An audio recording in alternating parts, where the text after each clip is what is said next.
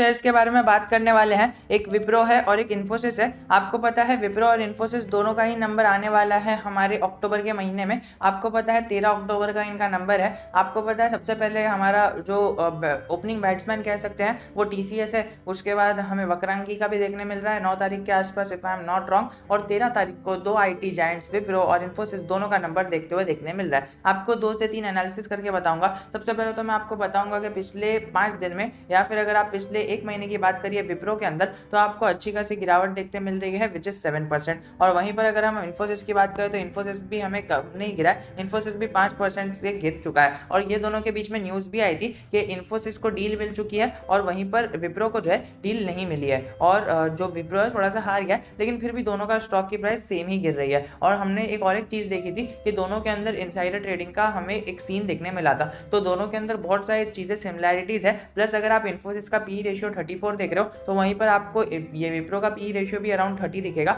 लेकिन ऐसा नहीं है। इन्फोसिस के बाद अगर आप टीसीएस बात करो, एचसीएल टेक की बात करो और फिर बाद में करो एसेंचर की, तो एसेंचर में आपको ये 1% की अपवर्ड मूवमेंट दिख रही है, लेकिन जाके देखना 1 मंथ का डाउनवर्ड मूवमेंट ही दिखेगी 1 मंथ की। एंड अगर आप बात करो 5 डेज की भी, तो 5 डेज की भी आपको एक डाउनवर्ड मूवमेंट दिखेगी। तो लाइटनिंग सी डाउनवर्ड मूवमेंट आई है। Even after a good result पेश करने के बाद भी आपको एसेंचर के अंदर डाउनवर्ड मूवमेंट देखने मिलेगी। तो दोस्तों बहुत ज्यादा रनर अप कर चुका है आईटी सेक्टर। तो मैं ये नहीं कह रहा कि अभी आईटी सेक्टर गिरेगा, मैं बस आपको एक एनालिसिस करके बता रहा हूँ। वो गिरेगा या नहीं गिरेगा वो हमारी फिनग्रो की ऑडियंस से डिसाइड कर दिया। मैं बस आपको बता रहा हूँ कि ये देखिए सेल्स के नंबर क्या आए हैं। ये विप्रो का सेल्स का नंबर है। सो विप्रो का सेल्स का नंबर मार्च के क्वार्टर में और जून के क्वार्टर में कितना अच्छा है, 16,000 और 18,000, सीधा 2,000 करोड़ की जंप आई है। लेकिन ये 2,000 करोड़ की जंप आई है, ठीक है। और हमने देखा कि विप्रो का जो और इन्फोसिस का देख लेते हैं, इन्फोसिस के अंदर भी हमें 1,000 करोड़ की जंप देखने मिल रही है। लेकिन दोस्तों वेट, यहाँ पर एक चीज कॉमन है जो हम यहाँ पर देखने वाले हैं। दोस्तों सबसे पहले तो मैं आपको बताऊंगा कि मार्च और फिर बाद में जून।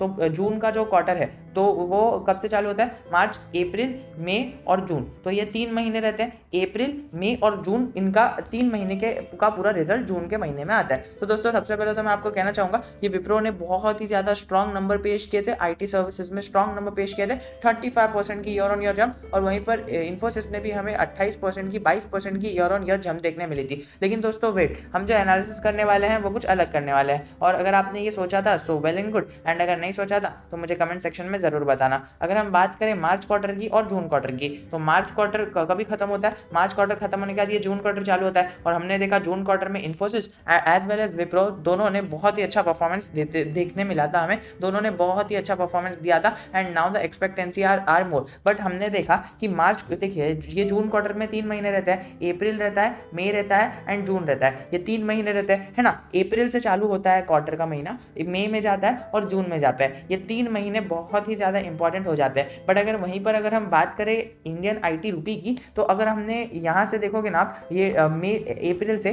तो अप्रैल के महीने में है ना इसके अंदर गिरावट चालू हुई, ठीक है। तो आपको मैंने बताया अप्रैल, मई और जून, ये 3 महीने का क्वार्टर एक बन जाता है एंड जून का एंडिंग के अंदर एक रिजल्ट आ जाता है जून के, मतलब फुल अप्रैल, मई और जून के क्वार्टर का। तो वो रिजल्ट आ जाता है Q1 का। सो आपने देखा अप्रैल के अंदर इसके अंदर गिरावट आई एंड मई, जून फुल्ली इसके अंदर गिरावट ही थी। तो फुल अप्रैल और मई के अंदर डॉलर के अंदर बहुत ही ज़्यादा गिरावट थी और बहुत बड़ी गिरावट थी। आपने ये पूरी चीज़ें एनालिसिस करनी चाहिए। ये 3 महीने का जो इसके अंदर रिजल्ट आया था वो इस गिरावट में आया था। बट अगर हम वहीं पर बात करें ये जो क्वार्टर आने वाला है उसके अंदर अगर आप देखो तो डॉलर की वैल्यू है ना बहुत ज़्यादा स्टेबल थी। अगर आप इस प्रकार से देखो डॉलर को, तो ये देखिए इस जगह पर ही ज़्यादातर डॉलर की वैल्यूज ट्रेड कर रही थी। तो इतना ज़्यादा फर्क नहीं होता है आईटी सेक्टर को, क्योंकि अभी थोड़ा सा एडवांस हो गई है एंड मोस्टली उनकी प्राइसेस थोड़ी सी फ्लक्चुएट होती है। बट जनरली देखा जाए ना तो अभी भी डॉलर का फर्क पड़ता है। हाँ, अदर थिंग्स बीइंग इक्वल, कई सारी कॉन्स्टेंट्स भी हमें इसके अंदर देखने मिलते हैं, बट डॉलर का भी एक इफेक्ट पड़ता है। सो दोस्तों डॉलर जब इतना नीचे था तब ये नीचे डॉलर के अंदर भी हमें इन्फोसिस और विप्रो का इतना अच्छा परफॉर्मेंस देखने मिला। तो आप समझ जाना कि इतने अप डॉलर के अंदर कितना ज़्यादा परफॉर्मेंस देखने मिलेगा। मतलब इनडायरेक्टली इनके परफॉर्मेंस के अंदर हमें ग्रोथ तो डेफिनेटली देखने मिलेगी। और एक चीज़ और है कि ये देखिए ये ग्रोथ है ना, अभी जो हमने ये चीज़ एनालाइज की वो चीज़ से हमें यही दिखा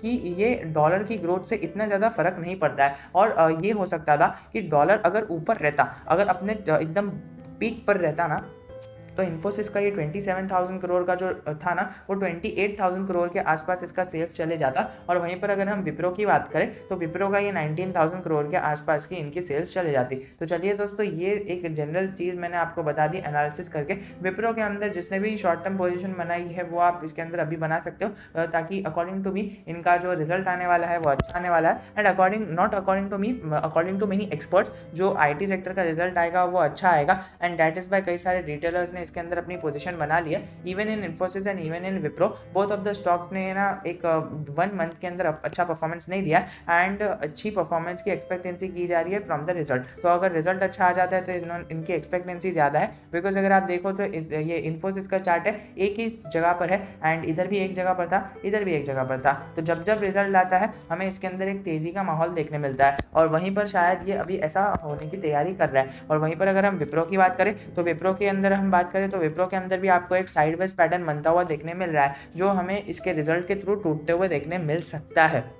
विप्रो और इन्फोसिस की बात करें तो इन्होंने एक साइडवेज पैटर्न बनाया है, तो उसकी वजह से कई सारे रिटेल इन्वेस्टर्स का इसके अंदर एक अटेंशन आया है एंड फंड भी आए हैं। दोस्तों ये रिटेल इन्वेस्टर और जनरल इन्वेस्टर के लिए एकदम लॉन्ग टर्म के लिए अगर रखो ना तो अच्छा है। बिकॉज देखिए ये है ना, शॉर्ट टर्म में आपको 100% का नुकसान मतलब प्रॉफिट नहीं देने वाले हैं। दोस्तों देखो 4 लाख करोड़ की कंपनी है, मतलब 3.5 लाख करोड़ की भी पकड़ो तो 3.5 लाख से 6 लाख करोड़ होने में कितना बड़ा मतलब एक फंड लगेगा। सो आपका पैसा इधर एकदम सेफ रहता है, स्टेबल रहता है। बट एकदम डबलिंग वाले स्टॉक्स चाहिए ना आपको, तो आपको थोड़ा सा नीचे जाना पड़ेगा। नीचे जाना मतलब क्वालिटी में आपको कॉम्प्रोमाइज़ नहीं करना है, लेकिन स्टॉक की प्राइस के फ्लक्चुएशंस के अंदर आपको कॉम्प्रोमाइज़ करना है। तो आप हैप्पीएस्ट माइंड, कोफोर्ज और राउट मोटर्स के अंदर जा सकते हो। ये उस लोगों के लिए पैसा है ना जिसके पास 5-10 करोड़ ऐसे ही पड़े, मतलब 5-10 करोड़ खाली पड़े हैं, इन लोग को खाली लगाना है। तो वो 1-8 साल में अगर मतलब 2-3 साल में इनका पैसा डबल भी हो जाए ना तो इनको करोड़ों का फायदा हो जाता है। बट इन जनरल जो रिटेल इन्वेस्टर्स रहते हैं उनके पास ज़्यादा कैपिटल नहीं रहता है। अगर आप 10,000 के या फिर 1 लाख के या फिर 10 लाख के कैपिटल के साथ भी अगर आओगे ना तो इसके अंदर पैसा डाल के आप क्या करोगे। मतलब मैं आपको मना नहीं कर रहा, इसके अंदर जब भी गिरावट होती है you should buy in dip. क्योंकि अगर आपको एक ही जनरल अगर आपको एफडी करानी है ना तो एफडी कराने से अच्छा आप इंडेक्स फंड में पैसा डाल दो, या फिर आप इन्फोसिस, विप्रो, टीसीएस जैसे स्टॉक्स में पैसा डाल दो। वहाँ पर एटलीस्ट आपको ये तो सेफ रहेगा कि आपका पैसा सेफ है और ऊपर से कंपाउंडेडली आपका ग्रो हो रहा है। सो ये एक बहुत ही अच्छी फाइनेंशियल एडवाइस रहती है। बट ये फाइनेंशियल एडवाइस मैं नहीं दे रहा, रॉबर्ट कियोसाकी दे रहे हैं एंड कई सारे बड़े बड़े ऑथर्स दे रहे, द $100 इन 1 डे। वो भी आपको बुक रीड करनी चाहिए। $100 इन 1 डे ने मेरी पूरी लाइफ चेंज कर दिया। एंड अगर आपको भी वो रीड करनी है तो आप नीचे कमेंट सेक्शन के अंदर उसको क्लिक करके देख सकते हो, बहुत ही इंटरेस्टिंग बुक है। एंड जाते जाते यही कहना चाहूँगा कि विप्रो एंड इन्फोसिस अगर आपको एकदम लॉन्ग टर्म के लिए खेलना है और वो भी मतलब ज़्यादा एकदम रिस्क एकदम कम चाहिए, एकदम कम रिस्क चाहिए और कम रिवॉर्ड चाहिए ना, मतलब रिवॉर्ड तो जनरली एक जनरल वाला रिवॉर्ड मिलेगा लेकिन रिस्क ज़्यादा नहीं चाहिए ना, so Wipro and Infosys is always been a good pick for you and will be definitely a good pick for everyone. तो चलिए दोस्तों आज के लिए इतना ही। If you have any doubt relating anything I am always just a comment away from you. जय हिंद, जय भारत।